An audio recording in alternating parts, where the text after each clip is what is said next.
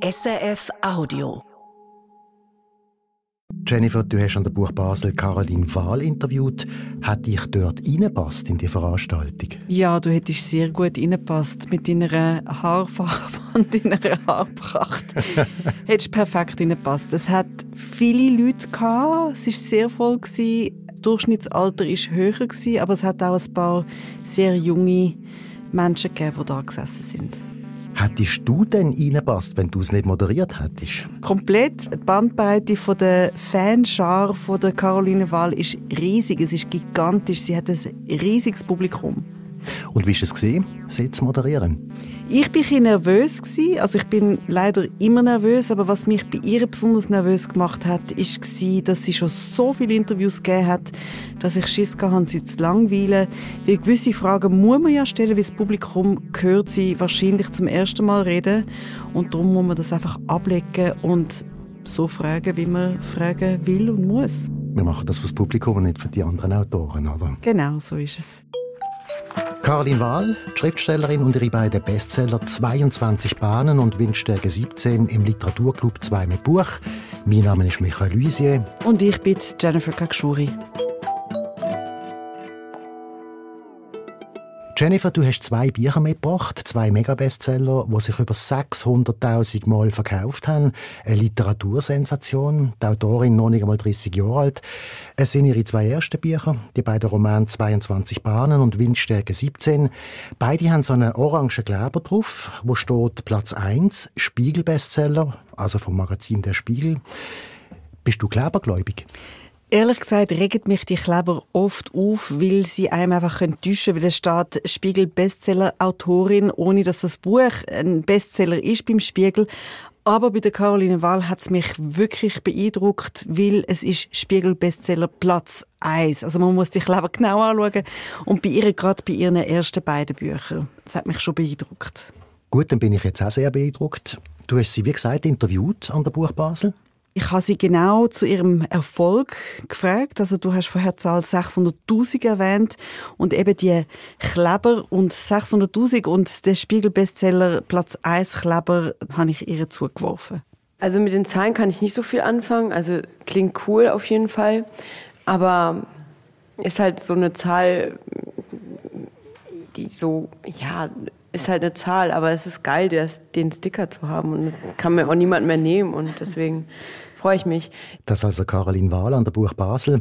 Aber erzähl mal, was sind denn das für Themen, die sie beschreibt, die so ein riesiges Publikum anzieht? Also für mich geht es in den beiden Romanen ums Gesehenwerden, um Liebe und Anerkennung, die fehlt, um das Lieben dürfen, um Schmerz, um Verwahrlosung, also um emotionale Verwahrlosung. Und die Bücher gehen beide Mal an Ort, wo es wehtut. Aber ich habe Caroline Wahl gefragt, was genau der Nerv ist, wo sie trifft mit ihren Büchern. Ja, ich werde die Frage manchmal gestellt, ich finde die Frage doof, wenn ich selbst meinen Erfolg erklären soll. Aber ich habe inzwischen eine These herausgearbeitet. Ich glaube, also, dass meine Geschichte so viele LeserInnen findet, weil sie den LeserInnen das gibt, was sie mir auch beim Schreiben gibt. Also das ist ja, die Schicksale, von denen ich erzähle, sind ja auf den ersten Blick irgendwie scheiße. Man will nicht mit denen tauschen. Die kommen aus schwierigen Verhältnissen oder Ida hat gerade ihre Mutter verloren, hat nichts. Und trotz allem finden die irgendwie den Weg zurück zu den schönen Dingen und es hat so eine Hoffnung. Und ich glaube, diese Hoffnung, die es mir beim Schreiben gegeben hat und auch diesen Weg, den ich mit den Figuren gegangen bin, da zurück ja, zu den schönen Dingen des Lebens und auch zu einer Wertschätzung der schönen Dinge, trotz der Scheiße, die passiert. Ich glaube, dass es das ist. Das ist einfach so eine Hoffnung. Jetzt weiss ich, wieso du nervös bist vor dem Gespräch, wenn sie sagt, die Frage ist scheiße oder doof. Um was geht es denn konkret in deinen beiden Romanen? 22 Bahnen und Windstärke 17. Die beiden Bücher handeln von 2 Schwestern. Tilda zum einen im ersten Roman und Ida zum anderen. Und die beiden Schwestern leben bei einer komplett verwahrlosten Alki-Mutter. Und bevor wir aber in die Geschichte eintauchen, muss man noch erzählen, dass Caro Wahl das erste Buch in Zürich geschrieben hat. Sie war Assistentin in einem Schweizer Verlag, bei einem Verleger, und die Erinnerungen sind noch ganz lebendig. Also ich war, wie gesagt, in Zürich in diesem Kackjob Und ich hatte davor schon, hat sich so der Wunsch herauskristallisiert, dass ich doch gern auch mal einen Roman von Anfang bis Ende einfach schreiben will. Und dann habe ich mich doch für die vermeintliche Verlagskarriere entschieden. Und da war ich eben dort und der Verlagsjob war scheiße und dachte ich schreibe jetzt den Roman trotzdem. Und ich wollte aber in der Zeit auch partout nicht über mich selbst schreiben, weil ich keinen Bock hatte, mich noch mehr mit mir auseinanderzusetzen. Und dann wollte ich irgendwie so eine coole Heldin haben, wie ich sie damals auch gerne kennengelernt habe in Klößendorfs Mädchen oder Bronskis Scherbenpark oder so, die so ambivalent waren, die so auf den ersten Blick ganz kühl, berechnend, fast schon brutal wirken, aber auf den zweiten Blick halt so was ganz Zartes und Verträumtes und Liebevolles auch haben, was sie oft auch in Beziehung zu Geschwistern oder so offenbaren. Und dann war da Tilda in meinem Kopf und ich habe mir so überlegt, wie ihr Tag aussieht, wie ihr Alltag aussieht und wusste irgendwie auch sofort, dass sie eine kleine Schwester hat. Und dann habe ich diesen ersten Tag angefangen zu schreiben. Also das war auch so, ich glaube, Tilda war so direkt in meinem Kopf und es war so ein Wochenende und Samstag habe ich dann sofort angefangen mit diesem ersten Tag, den zu schreiben, damit ich irgendwie diese Grundkonstellation hatte. Und ja, dann war alles irgendwie da. Also alles ist schon da gewesen, sagt sie. Erzähl mal, 2 Schwestern, eine grosse, eine kleine, die eine 20, die andere noch ein Kind. Ja, genau. Tilda, die Größere, ist in 22 Bahnen die erzählt. Also die Erzählerin Tilda lebt in einer deutschen Kleinstadt. Sie kümmert sich um ihre kleine Schwester Ida und auch um ihre süchtige, verwahrloste Mutter. Sie geht täglich ins Freibad, schwimmt ihre 22 Bahnen, jobbt in einem Supermarkt an der Kasse. Hören wir doch an den Anfang vom Roman. Caro Wahl liest selber. Hafermilch, Mandelmilch, Cashewmus, tiefgefrorene Himbeeren, Hummus, Köln-Haferflocken, Chiasamen, Bananen, Dinkelnudeln, Avocado, Avocado, Avocado. Ich spiele. Ich darf nicht hochschauen. Circa 30 männlich, schlaksig, rahmenlose Brille, Level-Shirt rate ich. Sage 30,72 €, schaue endlich hoch. Und als ich den Level-Schriftzug sehe, ist das ziemlich cool und vielleicht sogar der bisherige Höhepunkt meines Tages. Es ist zwar eine jüngere Frau, aber das T-Shirt richtig zu erraten ist schon stark. 4 Stunden später lege ich die Gut und Günstig Variante von Miracoli-Nudeln, Gut und Günstig Haferflocken, Dr. Oetker Bourbon Vanillesoße und Vollmilch auf das Band. 4,06 € sagt Frau Bach. Ich zahle, stopfe die Sachen in meinen Rucksack und renne zum Bahnhof. Straßenbahn, Übungsaufgaben lösen, Schwimmen, Ida. Der Übungszettel ist machbar und ich schaffe es, alle Aufgaben während der 69-minütigen Fahrt von der Uni zum Schwimmbad zu lösen. Ich atme den Chlorgeruch tief ein, schmeiße meinen Rucksack auf die Bank neben Ursulas bunten Korb, ziehe das Kleid über meinem Kopf, springe kopfüber ins Wasser, tauche in den tiefen Bereich bis zum Grund, setze mich auf den Boden und schaue mir das Geschehen im Becken von unten an. Cooler Rhythmus, muss ich sagen, gefällt mir. Ja, ich sage ja, es ist super. Okay, die Tilda, die hat also einen strukturierten Alltag. Die macht Mathe, an der Kasse im Supermarkt tut sie arbeiten, 22 Bahnen schwimmen und sich um die kleine Schwester kümmern. Ja, und die kleine Schwester, die Ida, ist komplett anders als die große Tilda. Ja, bei den Schwestern merkt man ja, wie unterschiedlich sich diese familiäre Situation halt kanalisiert, während die eine so extrovertiert ist, nach außen geht, auch ihre Meinung sagt und diese Naturwissenschaft als Schutzraum braucht, um diesem Chaos entgegenzusetzen, ist Ida eben introvertiert, malt und versucht, dieses Innenleben irgendwie nach außen zu bringen. Und ja, da habe ich mir halt überlegt, was sie malen würde, was das so mit ihr macht und habe mit ihr dann quasi gemalt und auch diese malerische Entwicklung, die sie ja auch, also sie malt ja immer unterschiedliche Dinge, mal flüchtet sie eben mehr in so ganz andere Welten, malt Fantasiewälder mit Kobolden und dann malt sie aber wieder so ein Monster, was offensichtlich die Mutter ist, also so, ja.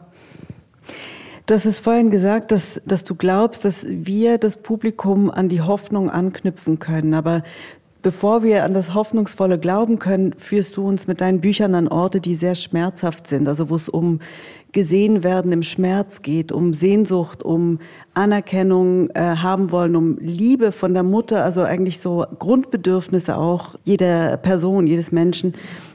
Wie bist du drauf gekommen? Einfach im Schreiben, also im Begleiten von Tilda, oder wusstest du, das sind die Themen, die ich in die Hand nehmen will, die ich berühren will?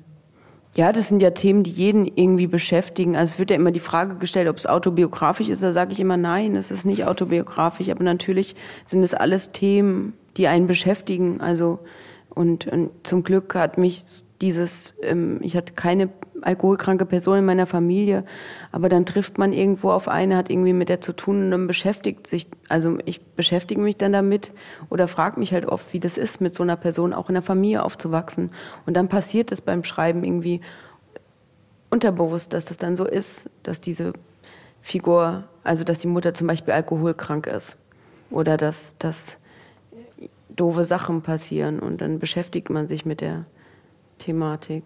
Und das zwingt dann auch die Kinder, also auch die 10-jährige Ida dazu, sehr erwachsene Dinge zu sagen, als sie mal sie müssen die Mutter immer wieder retten, weil sie sich so die Kante gibt oder weil sie so viel trinkt, dass sie ins Krankenhaus muss und reanimiert werden muss. Und die kleine Ida sagt der Mutter irgendwo, und das ist so eine herzzerreißende Stelle, ich paraphrasiere jetzt aus dem Kopf, die einzige, die in eine Entzugsklinik gehen kann, also die diese Entscheidung treffen kann, bist du, Mama. Mhm. Und diese Reife glaubt man auch dieser Ida, obwohl sie erst 10 ist. Also weil sie auch diese emotionale Verwahrlosung durchmachen musste, ist sie einfach unglaublich reif. Aber wie kommst du auf so Sätze?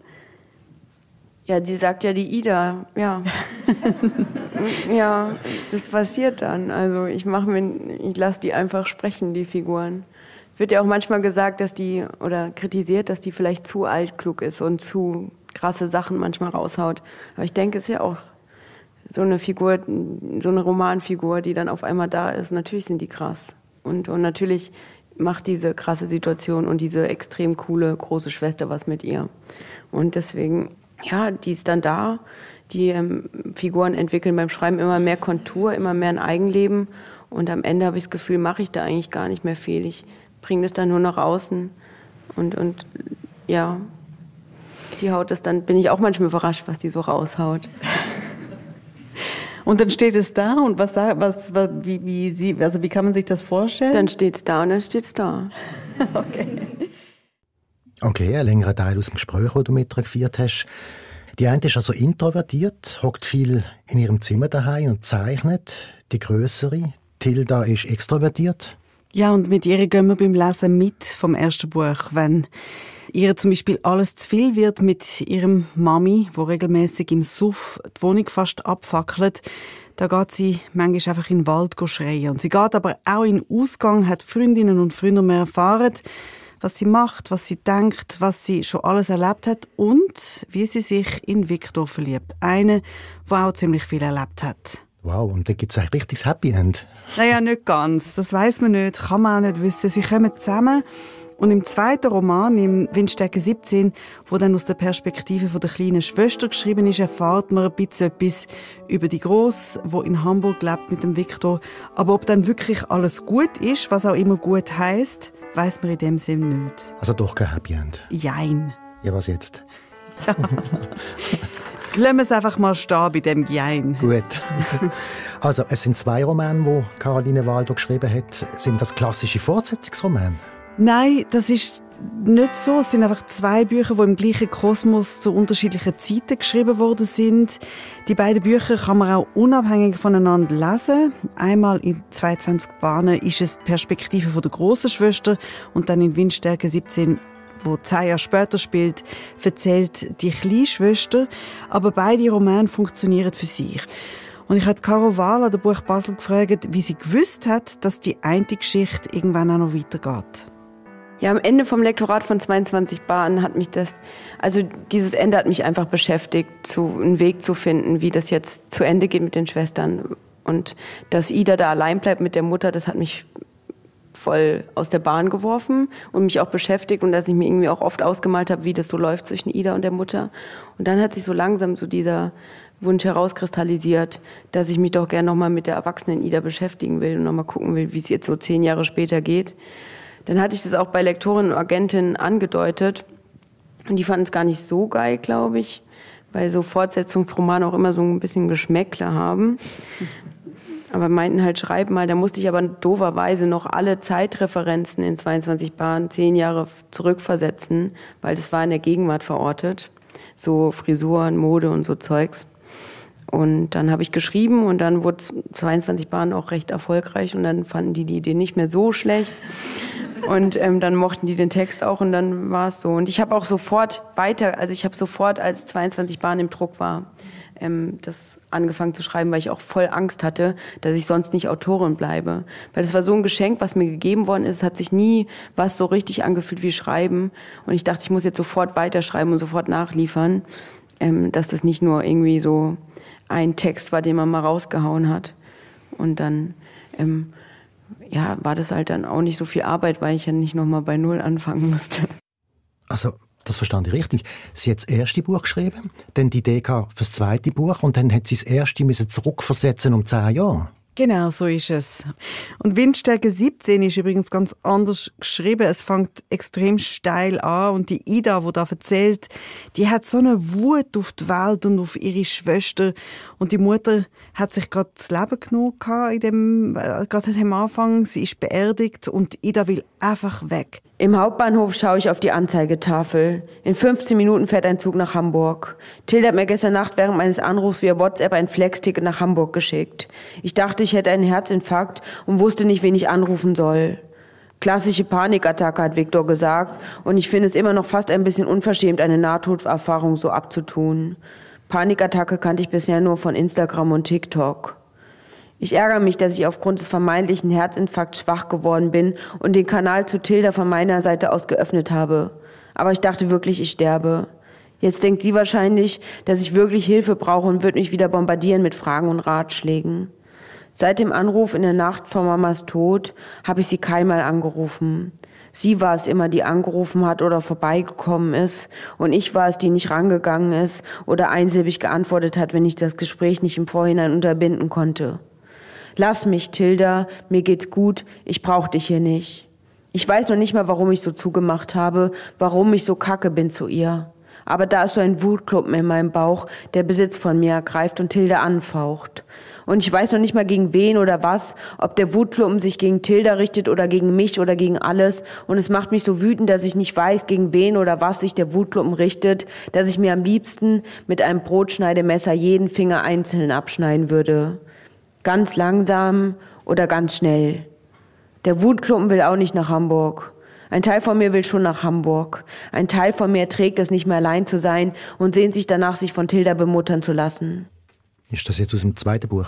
Genau, das ist der Anfang aus Windstärke 17 und die kleine Ida zieht los und ist eigentlich völlig orientierungslos, weil die Wut sie völlig überrumpelt und statt nach Hamburg fährt sie nach Rügen ins Ostseebad Binz.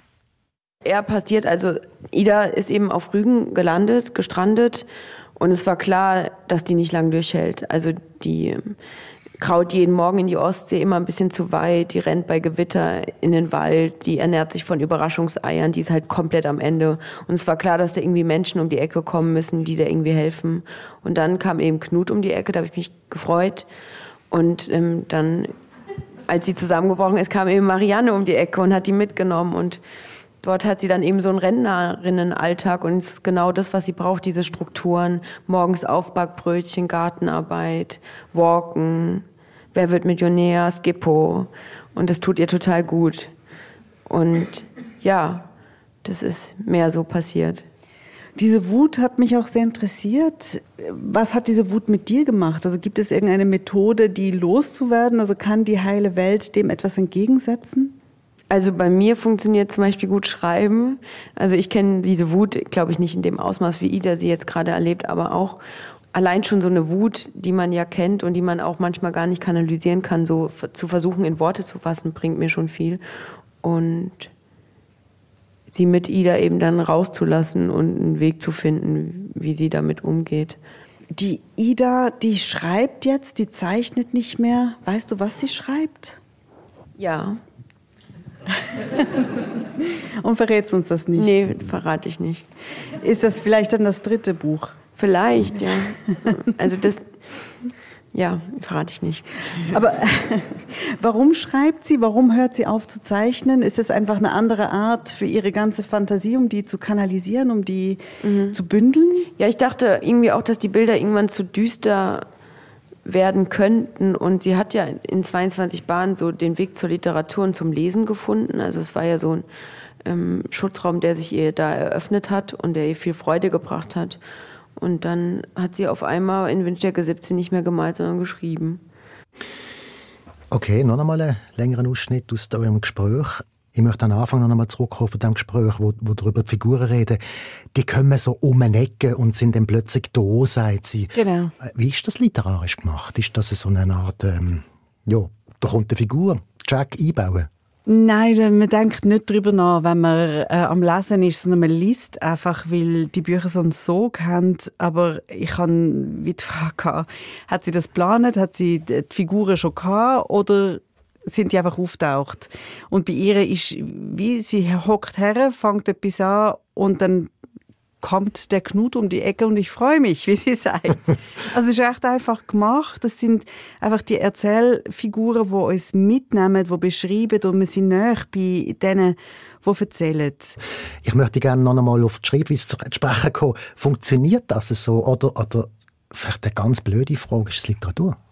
Ja, das ist so eine Gretchenfrage. Für mich ist es Literatur. Ich bin ja angelsächsisch prägt und ich mag die Unterscheidung von E- und U-Literatur nicht so, also ernste und unterhaltende Literatur. Es ist einfach eine gut erzählte Geschichte und das macht Caroline Wahl so geschickt, dass es mir egal ist, wenn die Literaturkritik über die unliterarische Sprache schnödet.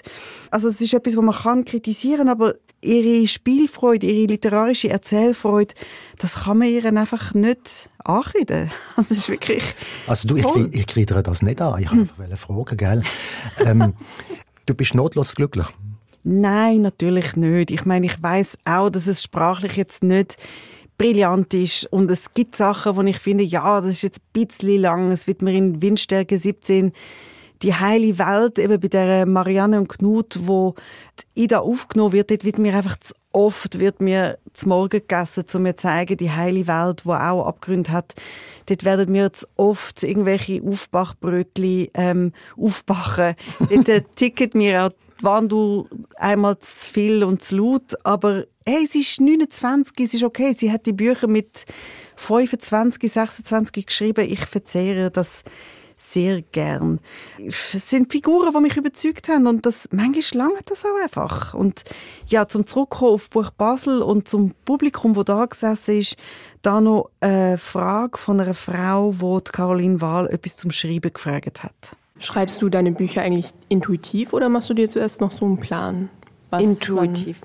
Also ich würde sagen, bei 22 Bahnen hatte ich noch ich hatte diese Ausgangssituation, ich hatte diesen Grundkonflikt im Kopf, dass sie eben eine Promotionsstelle in Berlin angeboten bekommt und dann eben diesen Plan verfolgt, Ida zu einer Kämpferin heranzuziehen. Also das war so der Grundplan. Und ich glaube, bei Windstärke 17 hatte ich wirklich gar keinen Plan. Also da bin ich wirklich mit Ida in den Zug gestiegen, habe mit Ida gemerkt, dass Stralsund nicht weit weg genug ist und habe geguckt, welche Züge weiterfahren und bin dann auf Rügen gelandet und habe so mit ihr die Insel erkundet und dann fließt es eigentlich auch immer sehr unmittelbar raus, also eher intuitiv auf jeden Fall. Also ich möchte noch einmal auf das Thema Happy End sprechen kommen. Du hast ja betont, dass es in 22 Bahnen eins hat. Jetzt würde ich doch gerne fragen, wie das bei Windstärke 17 ist. Hey, ich habe nicht gesagt, es sei ein Happy End. Ich habe Jein gesagt. Aber wenn du das so möchtest interpretieren, dann lade ich dir das. In 22 Bahnen geht Tilda nach Hamburg, weil sie ein Stipendium hat, eben für eine Promotionsstelle an der Uni für Mathe. Also sie macht eine Doktorarbeit in Mathe und sie geht mit dem Viktor. Happy ist das aber nicht, weil sie wahnsinnig Schuldgefühl hat, dass sie ihre kleine Schwester bei der Mutter lässt. Und bei Windstärke 17, da lernt Ida auch jemanden kennen, einen DJ aus Binz. Ein DJ aus Binz? Ja, genau. Also der grosse Märli-Prinz taucht auf. Naja, so kann man es sehen. Und er kommt statt mit dem weißen Ross kommt er mit dem Surfbrett.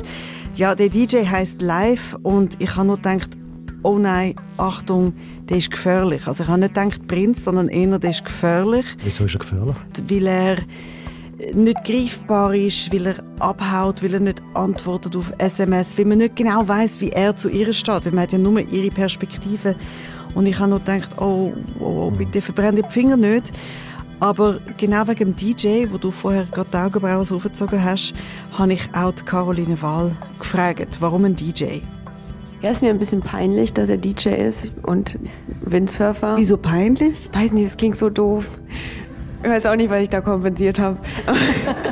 Aber ich denke, wie gesagt, live ist auf Rügen aufgewachsen. Wenn man an der Ostseeküste aufwächst, dann hat man natürlich auch einen Bezug zu Wassersport und Musik ist ja auch immer gut. Ja, irgendwie lese ich gerne Liebesgeschichten und schreibe sie anscheinend auch. Und live ist dann auch noch um die Ecke gekommen, wobei ich es gerne auch als Freundschaft bezeichne. Also die haben beide ihr Päckchen zu tragen und dass die eben so sich allmählich öffnen und beide so verwahrlost sind und sich dann eben gegenseitig so helfen und also erzählen, was passiert ist. Und ja. Ja, was will man machen? Er ist halt einfach um eine Ecke gekommen. Genau. Aber sag noch einmal, die beiden Schwestern, die werden jetzt einfach gerettet von ihren Männern, die da kommen. Also echt, sie lernen beide Typen kennen, sie lernen beide Männer kennen und kommen mit denen auch zusammen. Was aus dem wird, weiss man nicht. Aber die beiden Frauen, Tilda und Ida, sind stark, vielschichtig, gescheit, emanzipiert und ja, die könnten es auch allein schaffen. Also sie brauchen ihre Typen nicht, aber life is life und love is love. Das ist so lustig, ich schreibe gerade meinen 3. Roman. Und das ist was ganz anderes wie die beiden. Und es ist wirklich partout keine Liebesgeschichte. Also bei den ersten beiden habe ich ja manchmal so kokett irgendwie gesagt, ich wollte keine Liebesgeschichte schreiben, dann ist sie einfach passiert, bla bla. Aber ich wollte natürlich schon eine Liebesgeschichte auch schreiben. Und jetzt beim 3. wollte ich wirklich partout keine Liebesgeschichte schreiben. Und so, ich war schon über die Hälfte heraus, also ich war wirklich schon recht weit. Und dann auf einmal kam auch so ein Typ noch um die Ecke. Also es ist so, und dann war der da und ich dachte so, lasse ich den jetzt da? Und jetzt habe ich ihn da gelassen, ja. Ja, und der 3. Roman, der soll im nächsten Herbst 2025 erscheinen und auch dann wird mit Verfilmung 22 Bahnen mit der Schweizerin Luna Wedler im Kino können sehen. Jetzt habe ich noch eine einzige Frage. Ja. Du hast immer wieder Caro gesagt, statt Caroline. Wieso? Wie sie mich gebeten hat, dass ich ihr Caro sage und nicht Caroline. Es ist so, wie wenn ich dir muss Michael sagen und nicht Michi. Niemand sagt mir Michi, der mit mir keine Fasnacht macht. Ja, ich bin halt keine Fasnächtlerin als Zürcherin. Das war es vom Podcast Literaturclub 2 mit Buch. Mein Name ist Michael Luisier. Und mein Name ist Jennifer Kakshuri. Sie können das Interview, also das ganze Gespräch, das ich mit der Caro Wahl an der Buch Basel vor Publikum aufgezeichnet habe, in den Shownotes vom Podcast hören. Die Bücher sind beide beim Dumont Verlag erschienen. Sie heissen 22 Bahnen und Windstärke 17. Produktion von dem Podcast Barbara Peter, Sounddesign Basil Kneubieler.